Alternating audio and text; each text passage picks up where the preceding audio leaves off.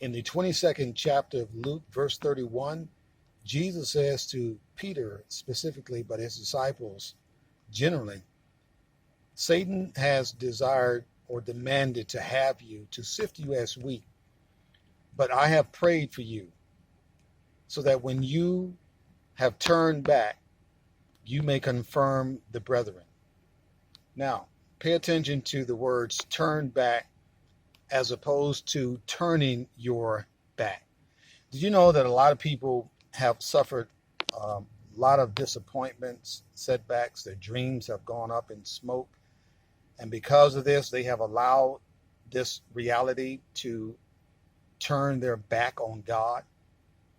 And because of setbacks, because of disappointments, because things did not go the way that they originally planned it, in a sense, they get mad at God and they turn their back on God. Do you know somebody like that? Or are you someone who has turned your back on God because life has not worked out exactly the way that you thought it would? Look, my brothers and sisters, life has no script. I'm a witness to that. Life has no script. There is no straight line from point A to point B, especially if your point A is Egypt and you're trying to make it to the promised land. There is no straight line. It's a zigzag. It's a line that takes you here, takes you there, but there is no straight line here. This is the redemptive hermeneutical principle, as I communicated this morning to the Zion family, and I'm saying to you as well.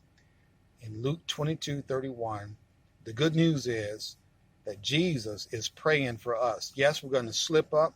We're going to fall by the wayside. We're going to mess up.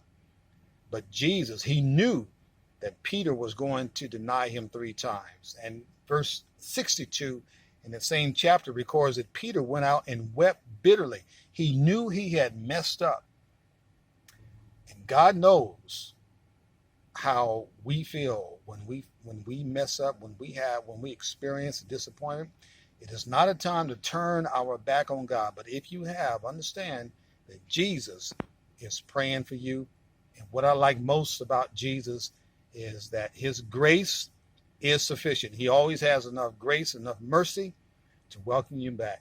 In other words, God always leaves the porch light on for you. Hallelujah. I hope that's a word for you, a redemptive word, as it was for me.